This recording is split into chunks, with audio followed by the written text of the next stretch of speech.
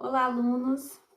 Sou a professora Gabriela, uma das professoras de Geografia da Escola Deputado Manuel Rodrigues, e hoje vamos iniciar um capítulo novo para as turmas do primeiro ano.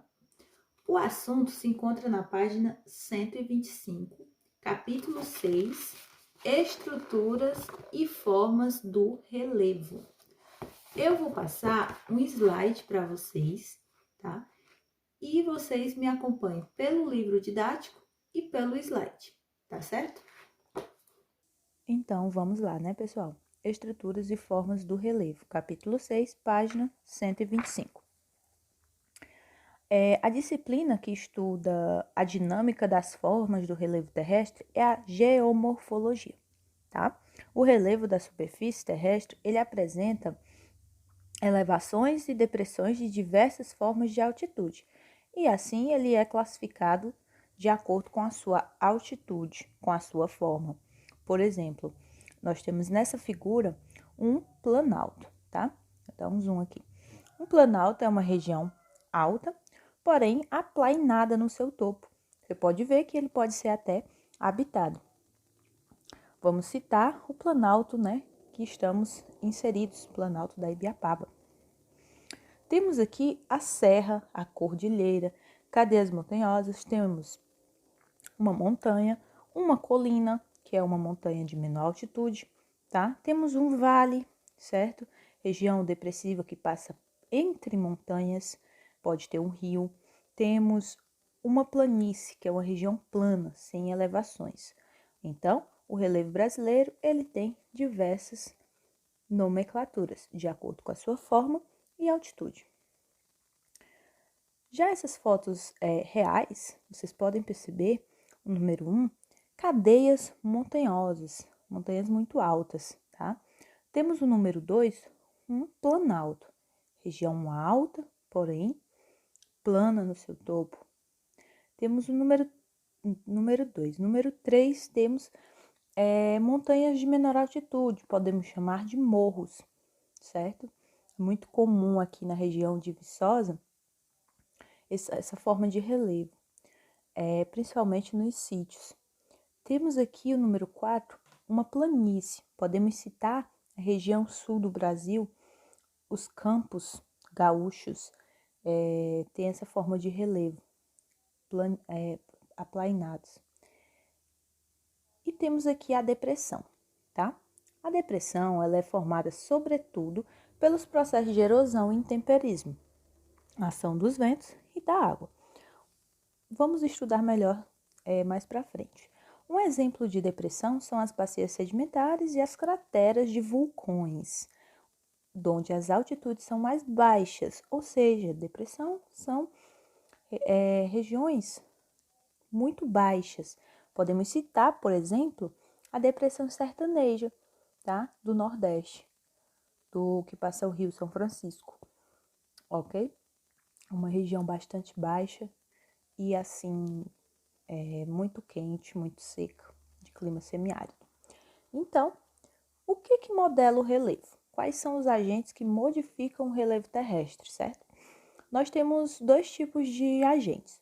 Os agentes internos ou endógenos, lembrem-se desse nome, endógenos, são aqueles impulsionados pela energia contida no interior do planeta, tá? E os agentes externos ou exógenos, repare que são aqueles que atuam na modelagem da crosta terrestre, ou seja, na parte externa do planeta, transformando as rochas, erodindo os solos e dando relevo ao aspecto que apresenta atualmente. Vamos estudar melhor os agentes.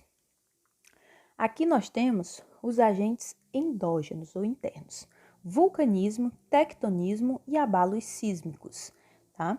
Temos aí uma falha de um relevo que fica nessa região San Adrians, que ocorreu aí devido a um abalo sísmico. Então, existe essa falha na rocha, certo? E modificou o relevo.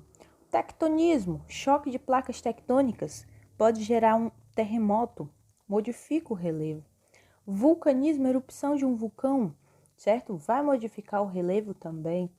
Então, esses agentes atuam de dentro para fora, agentes internos, ou seja, endógenos, certo?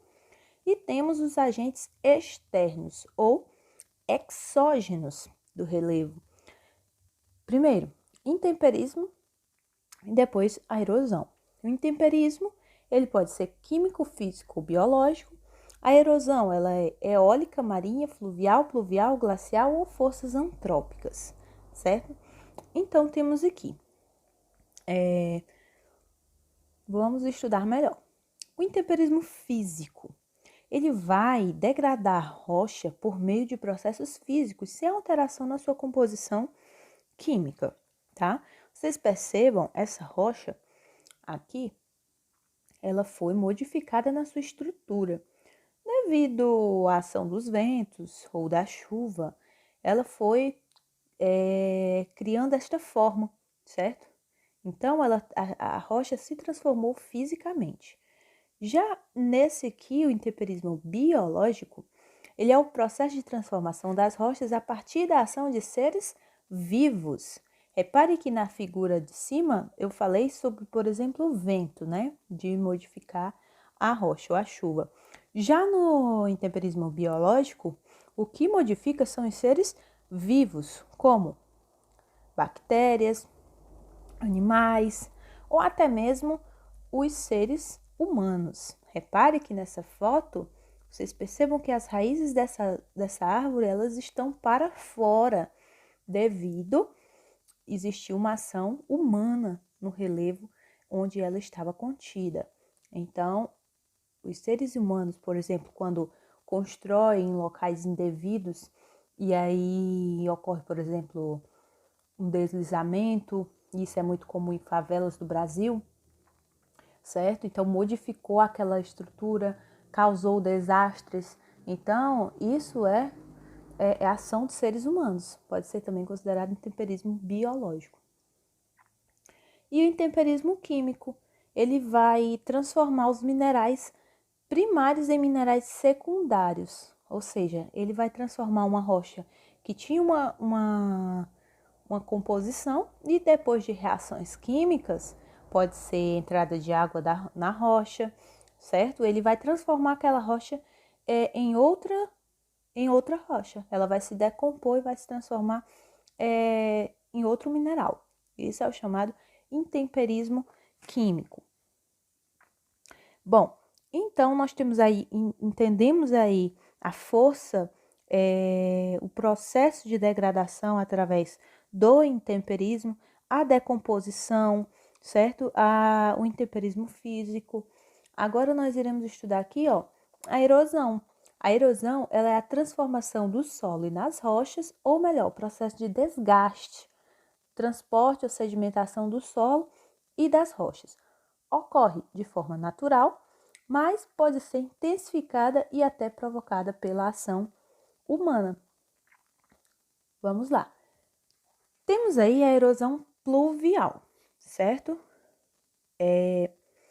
Nesse caso, ocorreu aí o surgimento de uma cratera nessa estrada devido à força das chuvas. Então, lembre-se, pluviosidade, chuva, associe sempre.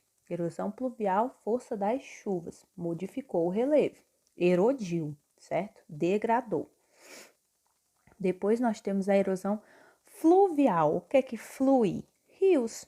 Então, a erosão fluvial, ela ocorre através do transporte de sedimentação pelos rios. Quando um rio, por exemplo, bate na sua encosta, ele vai erodir aquele terreno que está ao seu redor, vai carregar aquela decomposição da rocha, ou seja, ele vai levar aqueles sedimentos e vai transformar essa estrutura do rio. Então, é a erosão fluvial. Um rio assoreado, por exemplo, o que significa um rio assoreado? É um rio que antes ele tinha uma profundidade muito grande, mas ele levou tanta decomposição de rocha, ou seja, sedimentos, terra, galhos secos, pedras, que ele foi se acumulando no seu leito até ele ficar raso, ficar erodido, ficar sem profundidade e em um determinado tempo ele até acabar não existindo mais. Então isso é erosão fluvial, tá? Depois temos a erosão marinha, força das águas dos oceanos, quando batem na encosta e aí eles vão modelando ao redor, certo? A encosta das praias. Perceba como ficou muito bonita essa região aqui, ó. Quando as ondas batem, as rochas do solo, ele vai se modificando, criando uma estrutura diferente. Então, é a erosão marinha.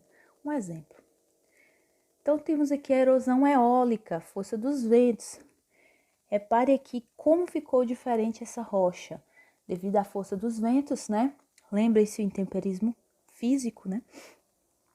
Degradação dessa rocha, a degradação dessa rocha criou esse aspecto diferente. Daqui, eu bem aqui tirando essa foto para vocês. Brincadeira. Bom, então, erosão eólica, força dos ventos. Bom, pessoal, já aqui a gente vai ver 3 mapas que se encontram na página 131 até a 132, que é a classificação do relevo brasileiro, tá? Depois vocês voltem esse vídeo, revejam esse assunto sobre intemperismo e erosão, e que se encontra na página 129, porque aqui nós vamos falar sobre o relevo brasileiro, que diz assim: o território brasileiro possui uma grande diversidade de formas e estruturas de relevo, como serras, escarpas, planaltos, planícies, depressões, chapadas, tabuleiros, diversas formas. No primeiro mapa, a gente vai observar a classificação de Haroldo de Azevedo. Haroldo de Azevedo considera que os planaltos como terrenos levemente acidentados, planícies com superfícies planas. Observem aí a classificação do relevo brasileiro de acordo com a Haroldo de Azevedo. Ele destaca o Planalto Atlântico, Planalto Meridional, Planalto Central, Planalto das Guianas, certo? E ele destaca aqui planície costeira, as nossas praias, planície amazônica, certo? Agora a gente vai ver uma outra classificação de Assis Absaber, de 1958. Ele diz que o planalto, área em que os processos de erosão superam os de sedimentação, e a planície ele diz que são áreas mais ou menos planas, em que os processos de sedimentação superam de erosão, independentemente das cotas numéricas. Repare que aqui ele destaca os 2 planaltos do Nordeste, o Planalto do Maranhão e Piauí e o Planalto Nordestino, certo? Regiões altas do nosso país que Haroldo de Azevedo ele não destacou no seu estudo, tá? Então, aqui na terceira gravura, nós temos na página 132 este mapa, que é a classificação do relevo brasileiro através de Jurandir Ross. Ele destaca as depressões, ok? Ele destaca aqui diversas depressões que existem no Planalto brasileiro. Observamos a depressão 19, que é a depressão sertaneja, a depressão do Nordeste. Observamos aí também que ele destaca com mais precisão as regiões planas, as planícies, tá? E também ele destaca as bacias sedimentares, certo? Onde se encontram aí os rios, os principais rios, ele destaca as bacias sedimentares.